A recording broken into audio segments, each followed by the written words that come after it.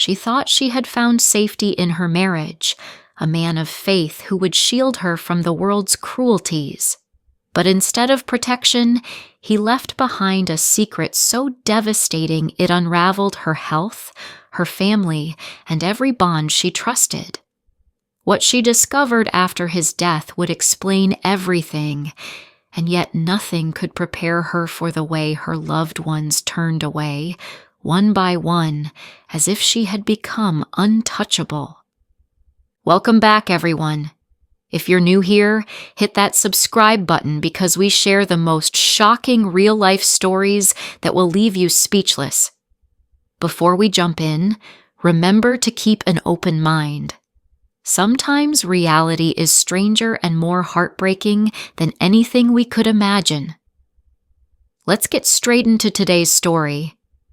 Aisha was living peacefully in her family home when she received that unexpected phone call. Her close friend wanted to know if she was engaged or if anyone had asked for her hand in marriage. When Aisha said no, her friend revealed that her brother Ibrahim had heard wonderful things about Aisha's character and wanted to propose formally. The friend described Ibrahim as deeply religious, an exceptional human being in every sense. Soon enough, Aisha's brothers began their investigations. Each one returned with glowing reports. Ibrahim's colleagues praised his character, neighbors spoke highly of his religious devotion, and everyone described him as a man of exceptional morals and faith. Her father even traveled to Ibrahim's district to ask around personally and returned convinced this match was perfect. The families arranged everything efficiently, the marriage contract and wedding ceremony scheduled for the same day, following their cultural traditions where couples didn't communicate during engagement. On her wedding day, Aisha felt the natural nervousness any bride experiences, but nothing prepared her for what lay ahead. The first week passed pleasantly enough. Ibrahim seemed kind, his demeanor gentle and accommodating. He suggested they stay in their city rather than travel for a honeymoon, and Aisha agreed readily. Being together was what mattered most. But red flags emerged quickly. Whenever his friends called, Ibrahim would step outside or sit in his car to talk. He always dismissed these secretive conversations as men's talk or claimed his friends needed private advice. Then came the message that changed everything.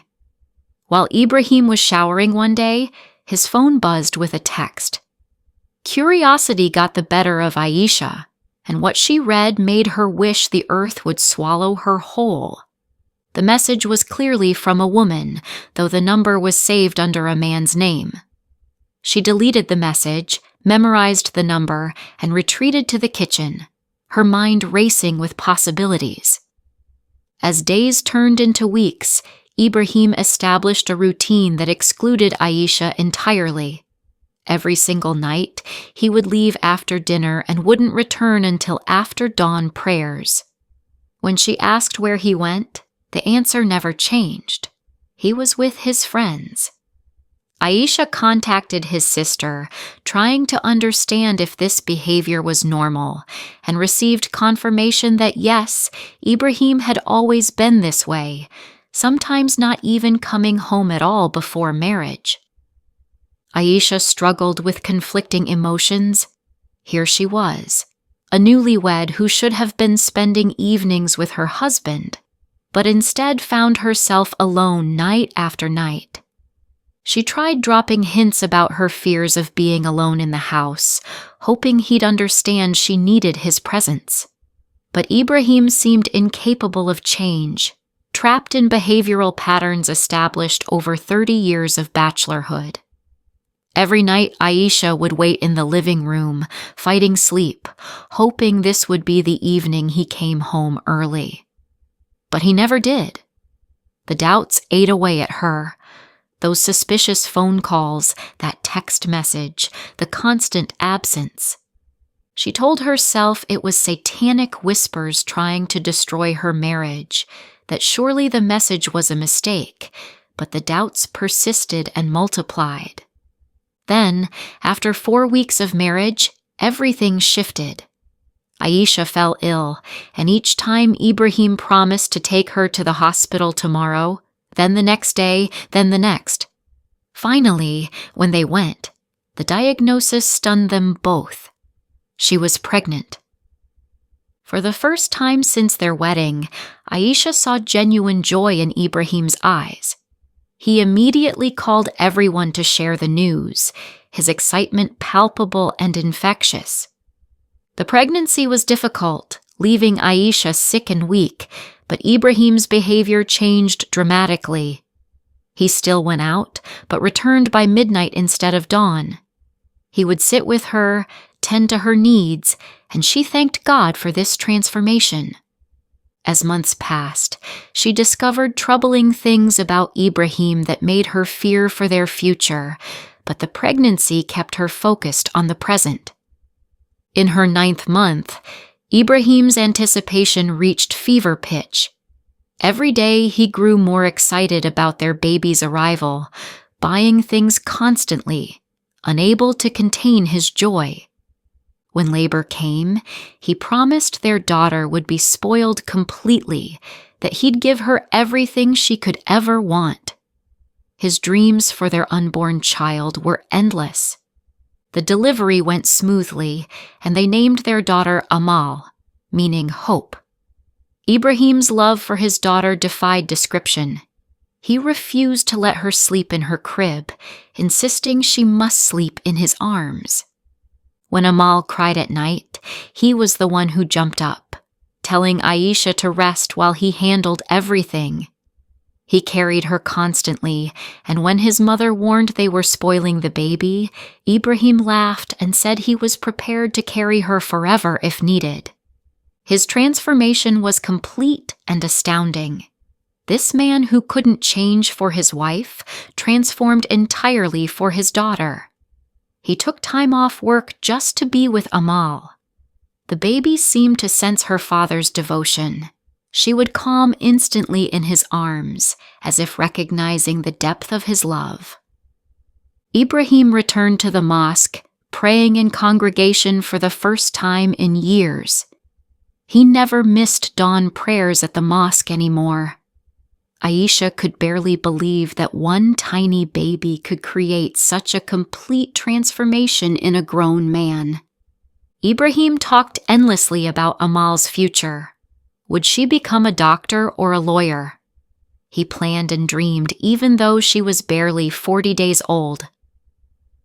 2 months after Amal's birth, the phone rang with devastating news. Aisha's brother had been in a terrible car accident with a head injury. Ibrahim didn't hesitate. They traveled immediately to the neighboring country where her family lived. At the hospital, when they learned her brother needed blood, Ibrahim immediately volunteered to donate. After Ibrahim entered the donation room, he emerged half an hour later and collapsed, unconscious. When Aisha's brother passed away, she assumed Ibrahim was simply devastated by the loss, though she found his extreme reaction puzzling, given they weren't particularly close. Back home, Amal cried for the first time without her father rushing to her.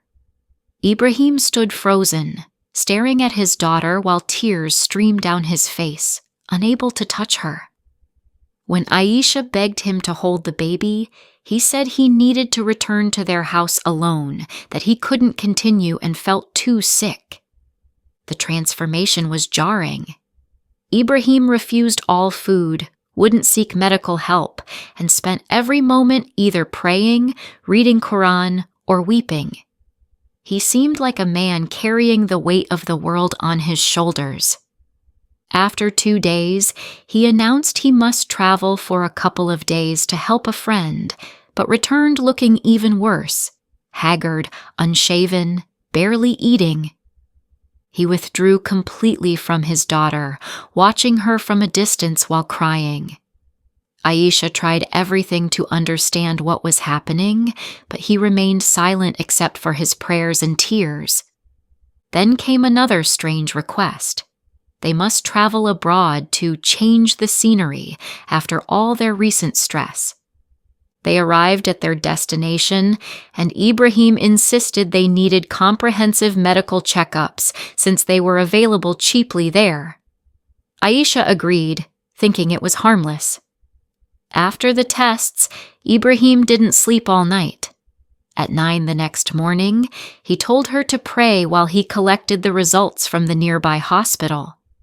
Noon passed, then afternoon prayers, then sunset. Ibrahim never returned. His phone was off. Aisha was alone in a foreign country with their baby, terrified something had happened to him. At midnight, she heard soft sounds at the door. Ibrahim entered, and when she demanded to know where he'd been, he claimed the taxi driver robbed him and took him somewhere far away, that he had to walk back all day without money or phone. The story made no sense, but Aisha was too exhausted to argue.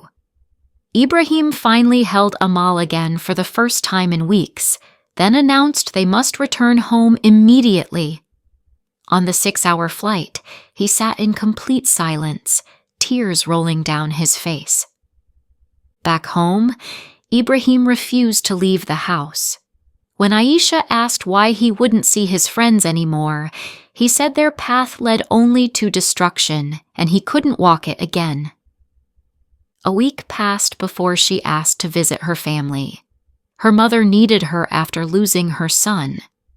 Ibrahim's refusal was absolute and without explanation, something completely out of character for a man who never denied her family visits before. Then came another announcement. He'd rented a house near his work and they were moving immediately. His family was as confused as Aisha was, but they packed up and moved. In the new house, Ibrahim forbade her from meeting neighbors or leaving at all. They lived in complete isolation from everyone they knew. Aisha noticed Ibrahim constantly guarded a particular briefcase, closing it hastily whenever she entered the room. He claimed it contained confidential work documents, but she didn't believe him. The secrecy around this briefcase became another source of anxiety in their increasingly strange life.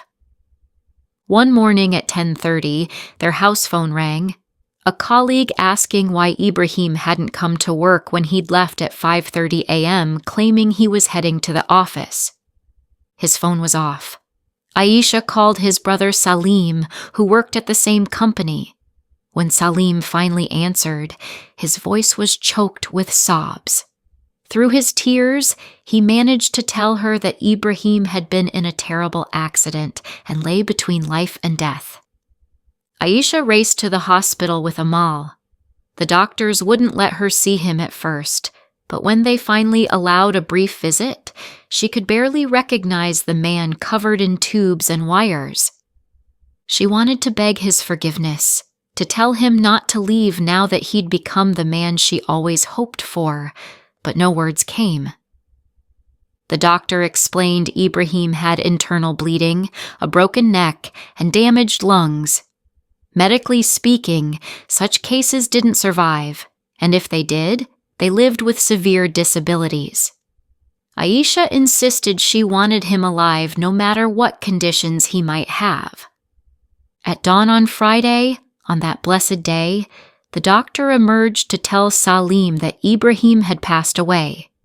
The family drowned in grief, but Aisha remained in a strange state of shock, unable to fully process what was happening.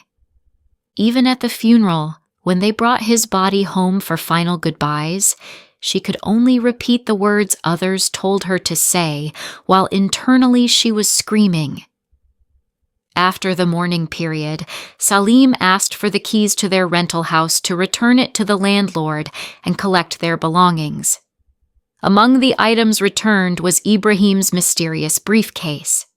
Despite knowing she probably shouldn't, Aisha felt compelled to open it. Inside, she found bank papers transferring assets to Amal's name, medical reports in English she didn't initially understand, and finally, a letter in Ibrahim's handwriting that destroyed her world completely. In the name of God, the most merciful, the most compassionate. O God, you have tested me and given me patience. My Lord, keep me steadfast in faith and forgive me. To my wife and mother of my beloved daughter, I found no friend worthy of sharing my burden, and I couldn't tell you directly. These papers became my only confidant. I'm writing what I couldn't speak. Perhaps death will find me before I can tell you. Perhaps you'll leave first. But death awaits us all. I beg your forgiveness with all your heart. You are someone fate decreed should live with a man who didn't know God's path, a sinner in every meaning of the word. I have repented, and God knows my repentance is sincere, with no return to sin. After God blessed me with our beautiful daughter, I vowed never to return to transgression. You might have noticed I left worldly pleasures outside our home. Forgive me, please forgive me. Perhaps God will forgive me too. I need to tell you something my tongue couldn't speak. Please control yourself and keep this secret so that others don't abandon you. This is why I hid it and moved us far from our families. That day your brother passed away, God wrote misery for me, perhaps to wash away my sins through the torment I live with daily. The torture I experience now isn't worth all of life's pleasures. What increases my agony is that I've killed you and Amal too. Yes, I've killed you both. When I went for those test results you never asked about, that day you thought I was robbed. I was actually in another room in the same hotel, drowning in fear and tears. I lied about being robbed, putting my things in hotel storage to make you believe me because I couldn't face you. The foreign doctor confirmed it. You'll live normal lives, you and Amal, despite carrying this illness. No symptoms will appear, but if people discover it, everyone will abandon you. I'm torn about how to tell you, how to begin treatment together. I pray God extends my life to bear all the burden for you both. Forgive me, mother of Amal. This terrible disease I've passed to you both. I ask only that you don't curse me, but pray God forgives my sins. Aisha read the letter 1,000,000 times, screaming internally about what disease Ibrahim meant. Images she'd seen of AIDS patients flashed through her mind. She thought about how she'd become like them, how just days ago she cried for Ibrahim's death. Now she cried for herself and her innocent daughter. In her isolation during the mourning period, Aisha neglected herself completely, her psychological state deteriorating as she realized Ibrahim was right.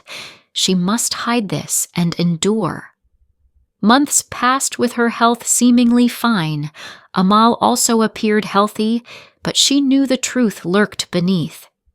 She finally found the courage to search online, learning millions lived with HIV. Had their number just increased by 2 more? After 3 weeks, Aisha decided she must go to the hospital for testing. Her brother arranged secret medical travel, and the tests confirmed what Ibrahim's letter revealed. Both she and Amal were HIV positive. They returned home after a week, her family believing it was just a trip to help her cope with grief. But her brother Ahmed's wife knew the truth. He'd told her when she demanded to know why they really traveled. This woman began making their lives hell, refusing to eat from the same dishes, making the servants disinfect everything Aisha and Amal touched, screaming at her children not to go near them. When her other family members learned the truth, the revelation was devastating. Her mother fainted when told. Her sister wouldn't let Aisha touch their unconscious mother. Her youngest sister asked if she was going to pass away, then hugged her crying. They made Aisha eat from plastic plates that got thrown away. She was given a separate section of the house. The news spread like wildfire through extended family. When Aisha tried calling a close friend for emotional support, she received a text. "Please, I don't know you and you don't know me. Even if you see me somewhere, don't approach me to avoid embarrassment. You know why." The isolation was complete. When Aisha finally ventured to a park with Amal, she met another mother and they became friendly, meeting weekly. But then someone recognized them and loudly announced to everyone that Aisha and her daughter had that disease, saying the government should quarantine such people. The other mother asked if it was true, and when Aisha broke down crying, the woman grabbed her children and left. Even their house driver, who'd worked for their family since Aisha was in elementary school and wasn't even Muslim, showed more compassion than her own family. He lied to get her out of the park, saying her father called with an emergency, then promised to take them to different parks where no one knew them. Her brother Ahmed stood by her, but his wife threatened to leave him if he continued touching them. The family restricted the driver's availability, angry that he was wasted, driving them around daily. Aisha lived in complete isolation, going to her room, getting food for herself and Amal, and returning to hide. Aisha's story ended with her living this shadow existence, abandoned by family, rejected by society, clinging to hope for treatment while protecting her innocent daughter from a world that saw them as walking disease rather than human beings deserving of compassion. She emphasized repeatedly that this happened in 2009 to 2010, when HIV understanding was limited and stigma was even more severe than today, hoping people would understand the context of such extreme reactions. This heartbreaking story reveals how quickly love transforms into fear when ignorance meets illness. Aisha's journey from beloved family member to social outcast shows us that true character emerges not in easy times, but in moments of crisis. While medical understanding has advanced significantly since 2009, the human capacity for both cruelty and compassion remains unchanged. If you take anything from this story, let it be this. Educate yourself before judging others, and remember that those facing hardships are someone's beloved child, parent, or friend. Choose compassion over fear, understanding over ignorance. What would you have done if your family abandoned you in your darkest hour? Could you forgive a spouse who left you with such a devastating legacy? And how do we balance protecting ourselves with showing compassion to those who need it most? Share your thoughts below and subscribe for more real stories that challenge our perspectives on family, loyalty, and human nature.